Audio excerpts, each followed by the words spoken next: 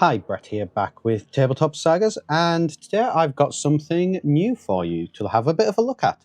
So, they say, or certainly my friends have a joke, that everybody eventually will gravitate towards either Napoleonics or World War II as they get older, and apparently it is my time to do one of those. Specifically here, this is 10mm Pendraken. Stuff that I've been absolutely loving the last year. As you've seen, is pretty much what my channel has been kind of focused around is the large battles in the 10mm scale. And I thought I would give Blitzkrieg Commander a go. Now, I picked up the rules a couple of weeks ago now, been having a look at them, and they're based on the same War Master system as Hail Caesar that I also really enjoy, and it's from a local company to me that I really like. You know what? I kind of decided, let's pull the trigger and give this a try. So we've got here British Army, Northwest Europe, so this is Normandy and things like that. Now, I'm not a big World War II buff. I'm still just dabbling, watching a lot of videos, reading a lot of things, and kind of figuring out where I am in that sort of water. What I'm quite liking is I'm thinking that I'm going to be doing Operation Husky and the invasion of Sicily by the Allies and putting them against the Italians. I'm still not quite ready to maybe buy some German army stuff. It's still something I'm a little bit not 100% there to pull the trigger on that one just yet. But let's open this up. This is their Northwest Europe starter pack for Blitzkrieg Commander. If we turn it over here, we can see what we've got. So we've got a fair number of units, a nice spread of things. We've got commanding officer, infantry, some support platoons, an anti-tank artillery, a Humber armoured car transport recce sort of unit, and the classic Shermans, even I know about those, and a truck for transport. So let's get this opened and we'll have a little bit of a look here. Okay, so I've got the pack all opened, had a little look through things. We've got some really interesting options for what to do with this army.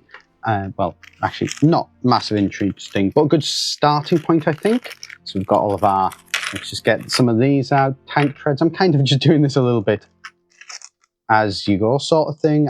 So I'm trying to sort of figure it all out and get, okay, so they're upside down. That makes more sense. So got the tank treads, one on either side. I'm definitely going to need to glue those and sort of figure out which way they're supposed to go. I guess that probably is correct. And then obviously your tank turret on top.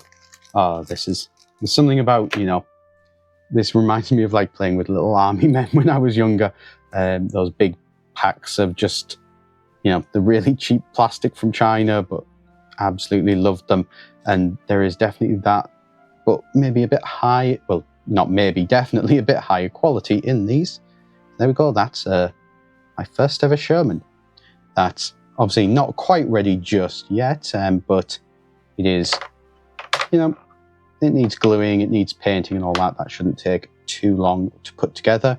The metal themselves, it looks like it's maybe, I'm not sure whether it's a case that they've just been sat there for a while, the packs that I got, or what have you, but okay, fair enough. A little bit discoloured. Nothing a quick clean won't solve if I need to.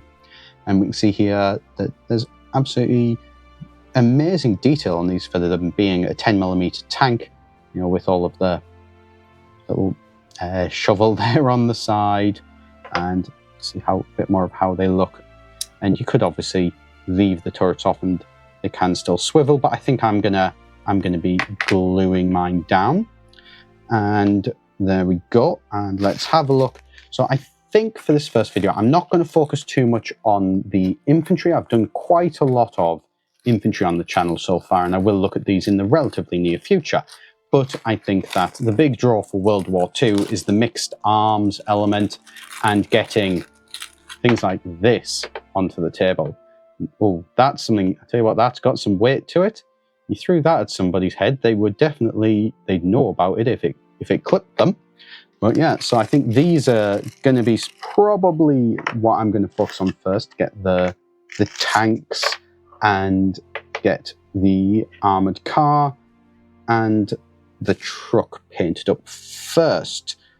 Oh, if I could show my face right now along with the camera, absolutely massive smile on. There's just something about these that's just, oh, it's hitting in a certain way that I absolutely love. And okay, do they clip on like that? Maybe I'll have to go back and I guess have a bit of a look, because that definitely feels like a clip. Let's see, have we got, do they all match is I guess really the question. No, they don't. So there does appear to be, if we have a look, you can see you've got 1, 2. That's right, because we've got more here. Yeah, so you've got ones which are either in this orientation or ones that are in this orientation. So there's 2 different orientations that you'll need to figure out which one is which. I'm sure somebody who is a bit more of a tank connoisseur could identify which way around these are supposed to go immediately. Okay, while I was there, as well as picking up the actual starter pack, I did pick up some bases to use. Now I'm going to be using the recommended scheme from Blitzkrieg Commander rules, which is 50 by 25 millimeter square bases. I did consider getting some of the rounded corner ones, which I think might look a little bit nicer, but they didn't have any immediately available. I was just, for the sake of having to wait around to get some, ones which have got a little cut off on the corner, I don't really care that much. Square bases will look just as good, and so they will be based on there. And I was a little bit unsure about the 50 by 25s. I thought they could look a little bit big, but when you see them here compared to the size of the actual tank, no, that pretty much fits on spot on, really. And then let's have a quick look as well at this guy on there. And okay, yeah, that's definitely about right. And final one, the armoured car, which will go on as well. Yeah, that scale looks pretty much spot on. You really wouldn't want to be putting him, have a look on this, anything smaller than a 30, and he's going to be absolutely squeezed right on. Like, what I'm going to go with for all of them, I'm going to get them glued together, get them put onto their bases, and then start getting them painted. I do understand that armour in World War II is something that paints up relatively quickly. I'm not going to be probably going for any decals or anything like that. I've got I'm still learning, still trying to understand how things should go together and what the different decals mean, and all that sort of stuff is a little beyond me at the minute, but we can at least get them painted up, and I can always add on decals at a later date. And through the power of editing, I am back, having put together some of these models, and I thought I would have a quick check-in with you. So spent a bit of time cleaning up and getting the tanks put together. There was a couple of mold lines, as to be expected, one running along the center. Oh, let's see if we can there we go. So one just running along the center of the body, one along the turret, and then one which is basically unseeable, so I haven't worried too much on the tracks themselves. Model came together really quickly, only 5 minutes, bit of cleanup, bit of super glue, and you're off to the races. I have got them onto their bases, as you can see here, and I have started to do a little bit of texturing on those bases. I have used my Vallejo Thick Mud. This is a product that I've just had kind of sat on my desk for ages. I was using it for a previous project that then never really went anywhere, and I thought it would be excellent to use for this project.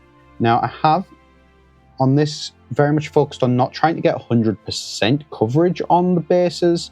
I'm just more concerned about getting a little bit of texture, because we will be spraying these and getting them painted up in some more accurate colours, interesting colours, whatever you want to say. But we're not using it just straight out of the pot as is for this project. I know normally I use a lot of Geek Gaming Scenics base ready for my products on this, for my projects even on this channel. But today I figured, let's let's use a couple of different products, a bit of layering, and try and see if we can get a nicer effect.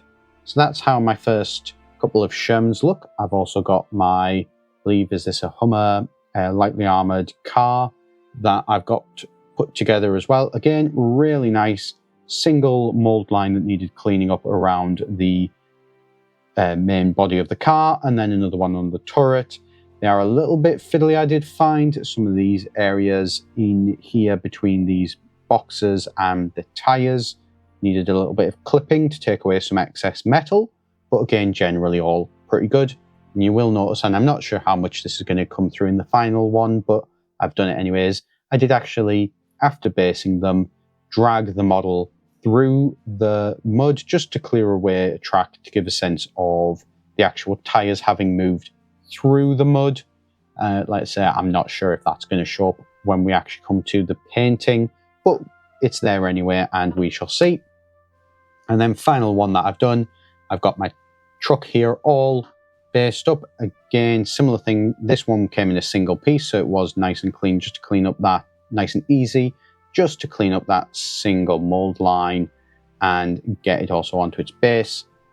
And there we go. It's been another little while, and I'm back having built up the rest of my tanks, and I'm now ready to start looking at getting some paint on these. Before I do, I thought I would show you where we're at here. I am really happy, honestly. Again, like I know I said earlier, if I could show you my face right now, I am absolutely grinning ear to ear with these. They look absolutely brilliant. Again, I've shown them off, but I'm gonna show them off again. They do look just really cool here. I've got, what, 5 tanks, and absolutely, that's a chunky thing. It takes me back to my younger days when I was playing with Warhammer and Warhammer 40k with the old, metal heroes, and just that weight in your hand is something to be. There's something to be said for it, and I would definitely recommend it. I know plastic kits and resin 3D printed's great and all, but there is just something about the weight of a metal miniature in your hand that it just feels right. This video, I think, is long enough. This is really just the start of this project. If it goes well, I do intend to expand on it. I've got the infantry over here. So I've got my mortars still. I've got my SMGs, and I've got my infantry and COs. I also as well have another thing that I will pop into frame here because you need somebody to fight against. And here is the Italian Army North Africa, which I'm going to basically use as a starting point for doing Italians in Italy, and specifically Sicily. And like I believe I mentioned earlier on, I'm particularly interested in the idea of Operation Husky and the Allied landings in Sicily.